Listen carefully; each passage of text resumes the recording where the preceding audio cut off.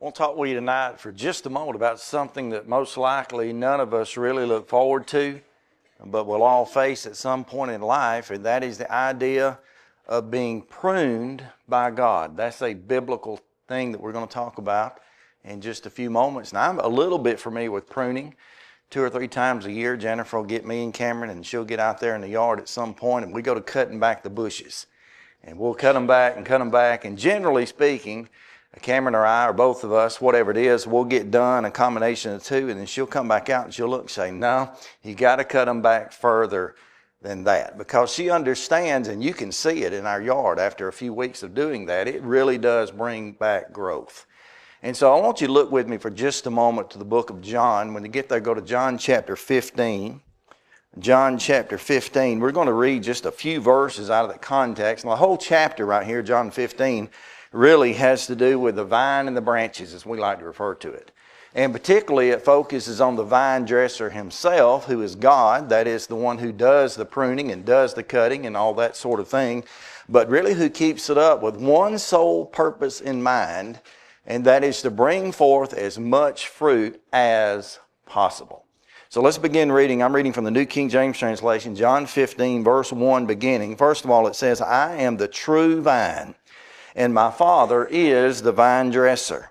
Every branch in me that does not bear fruit, he takes away. And every branch, watch this key, that bears fruit, he prunes, that it may bear more fruit. Now again, in the physical world, I've learned to understand that that is actually an occurrence. It is the case that if you'll prune a tree properly or bring it down properly, it will eventually, in time, bear more fruit. But I look at that, and of course the context we don't have time to read, I look at that and I see all the various parts and intricate parts that are involved here. First, the vine dresser being God himself.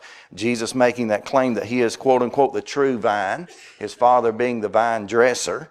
I see that the idea of the actual branches that come off, and we represent those, and all the things that happen and occur to that, even to the point, some of those eventually, because of their lack of bearing fruit whatsoever, eventually are just cut off, cast out, and then later burned in a fire.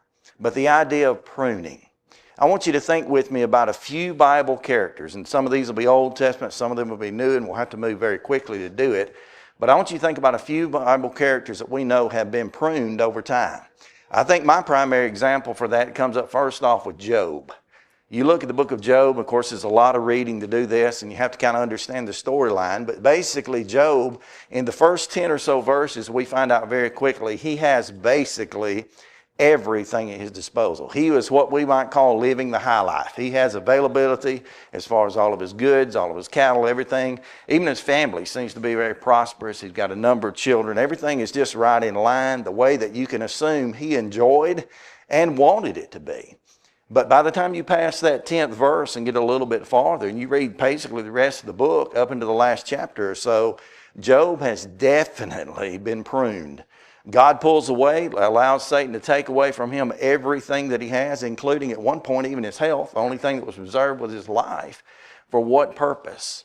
For the sole purpose of bringing him into a better production in life. I think about another character just quickly. I think about Joseph. You know the account of Joseph. Maybe you're familiar with that. If not, I would encourage you to look at that and study that through the book of Genesis, the latter part at least. But I think about Joseph in his life. He starts out, and he's got a wonderful opportunity at life as well. He's more or less the chosen, the favored son of his father. He was, proverbially speaking, perhaps born with that silver spoon in his mouth for opportunity and for everything else, for the love, compassion that his family had to offer, up into a point when, for whatever reason, God allowed him to be pruned. He was cast into a pit, and he had to spend so much time in the pit before he could eventually move into the palace. And again, this is not someone who is unfaithful to their father or unfaithful to God, much like Job. It's not someone who is anyway, for lack of better terms, deserving of what's going to happen to them, but yet pruned nonetheless. And you can get down to Genesis chapter 50, I think it's about verse 20, and actually Joseph is the one that makes the statement, you have meant to me for evil, but God meant it for good. And so again, we have a character that's being pruned. Coming down the storyline or the account of history, you obviously think about Moses. Now, Moses was kind of the back opposite of Joseph. Joseph started in a good place and wound up in a bad place, and then finally back home or back in a good place again. Moses was very much different. Moses was born in a position in his life, recall the account at least, where he could have been killed. As a matter of fact, most likely he would have been killed in many other situations. Most of the parents, I guess, or at least the midwives, they fulfilled the wishes of Pharaoh, put those children to death. But Moses gets in a place where he gets placed in that basket, if you will, picked from the river there by Pharaoh's daughter, and ends up in the palace. And so he gets to the palace, and you would assume, and I just have to assume, Moses was living what you might call the good life. And he was being faithful at that time, it seems, to Pharaoh, being faithful at the same time, we know and find out later, to God. But at one moment, God allows him to be pruned.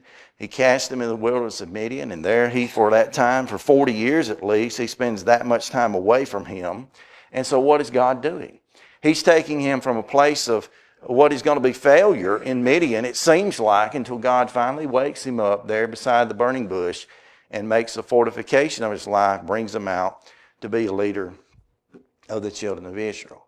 More characters you could list. What about David? David is in a position where he's anointed early on in life, anointed as king, or to be king at least. And you would assume once that happened to David, I know if it would have been me, I would have been living a good life again, pleased and excited about what was coming forth. And God seemed to delay in that, but nonetheless, what eventually happened is David ended up on the run and spent a large portion of his life, for lack of better terms, on the run. Why? Because God allowed him to be pruned so he could in turn be productive. You move down the pages of history, you can come across characters like Peter. Peter much the same. Peter living the life, as we like to call him, impetuous Peter. He's got some pride, it seems, in him. He comes at one place, you remember, toward the the end of Jesus' life, and he tells Jesus to his face, I'll go to prison, I'll go to death. Well, it doesn't matter. I'm going to stand with you. Jesus knew better than that. And Jesus eventually, as he makes his way inside of those kangaroo courts, we find Peter outside, warming his hands, cursing and swearing that he didn't know the Christ. And then if you read John's account in particularly, John makes a point of showing what happened to Peter at the end of the story. As Paul Harvey would say, the rest of the story. And we have Peter there standing before Jesus, being questioned about his love, how much he loved him and such. And finally, Jesus says 3 different occasions, in a little bit different verbiage, you feed my sheep. You don't have to go far. In the order, at least, of the Bible that we have, the way it's laid out, you can basically turn the page, and before you turn 2 pages, you're right there in Peter on Pentecost. Why did that happen to Peter? Why is that happening to him? Because it felt like to him he was failing, but he was actually being prepared to flourish. And then obviously one other New Testament character, for time's sake, you consider Paul. Paul was, again, like the others, living a great life, so he thought. And at one point in time, being faithful to God, just in the fact that as one of those Pharisaical types, he was serving God to the best of his ability in the best way he could, so he thought. And then God gets him to a point, he puts him there on the ground before Jesus himself. He breaks him down, takes away his sight temporarily, puts him back in his place, basically, prunes him a bit, and sends him on his way. He ends up in Damascus. Yes, he's baptized for the remission of his sins. His sins are washed away. He called on the name of the Lord through obedience. But Paul didn't always live a life without still remaining and continuing to be pruned. That's why we get down to a place in Paul's life much later than that. After years, I assume, maybe even decades have gone by, and God has allowed him to have what we would call, and he refers to as a thorn in the flesh. Not sure exactly what that is. Wouldn't try to argue that now anyway. But Paul gets to a place where he has to say this, thy grace is sufficient. Why, Paul? Because Paul understood what it was like to be pruned. And he understood that the profit that came in his life did not come after the matter of punishment, but preparation. And you could go on and on and on and on throughout biblical history, and you could draw out so many. Matter of fact, the majority of successful and faithful characters in Scripture, they were pruned first before they began to produce. Now, you say, how does that measure to me? It very well may measure in any of our lives. We face struggles, we face difficulties, we face trials and troubles and tribulations and periods of depression and disease and all other sorts of things come on us, even experiencing death, maybe a death of a loved one, something like that. And those can be seen in the right mindset, sometimes in hindsight, as providentially God doing nothing more than simply pruning us.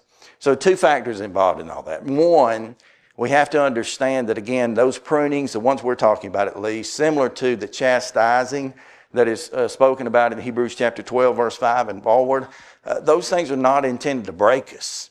They're not intended to destroy us. They're only intended to make us and to bring us to a place where we can, as he said here, he prunes that they may bear more fruit. More fruit. And so we have to remember, one, that God may very well at times be doing that to us, and we may be really unknowing of that. Second, I want to draw this out just from a distance. There are times in our lives when perhaps we look at a fellow Christian, maybe someone down the pew across front or behind of us, or maybe it's someone who currently is not inside of these 4 walls. And we would say about that person, well, they just become unfaithful. Maybe it's the case that they have. Maybe it's the case they've fallen away. But it could also be the case that they've just simply, in the moment, they're being pruned. And instead of putting them down and saying, well, look at this person, look how quickly, they, just in a moment, in a blink of an eye, they hit a hardship, they hit a wall, they quit, they gave up. Maybe they're being pruned. Maybe they're being prepared by God for more production, more fruit. And that's our moment to step in and to assist and allow that to happen. You see, the thing about something that's been pruned that's very important, you do that in the right season, you do that in the right time, and you make sure that it's given the nutrients it needs through water, sunshine, whatever is necessary after the fact. That sometimes those buckets of water can be brought by us and pouring in on them and allow them to come through that pruning, that process, to have that much more production. So all that said, if you're here tonight and you're not a child of God's, the key to all of this is those who are not children of God, those who are not Christians, not to read the whole context, we couldn't, but you would find out you're not even a part of the vine. You've not even been attached to the vine, so the possibility of you just being quote-unquote pruned by God, that's not what's happening in your life tonight. But through faith, repentance, confession, and baptism, you put on Christ, you attach yourself to the vine, He and you move forward in life, and you just prepare your mind for those times, those difficulties, and all the while just knowing you must abide in the vine. And the idea of abiding there, he talks later in the chapter about walking there, all those sorts of terms. The whole idea of that is just to remain in the vine. To be as faithful to God as you possibly can within your will and within your wisdom, basing what you know about God on His truth. And then that process may not be easy, but it's altogether possible. We've chosen an invitation song tonight. It's been chosen for us. And if you would come to God while we stand and sing, whether it through your need and your need to confess and reattach to the vine, or just confessing your need to produce even more while we stand and sing tonight.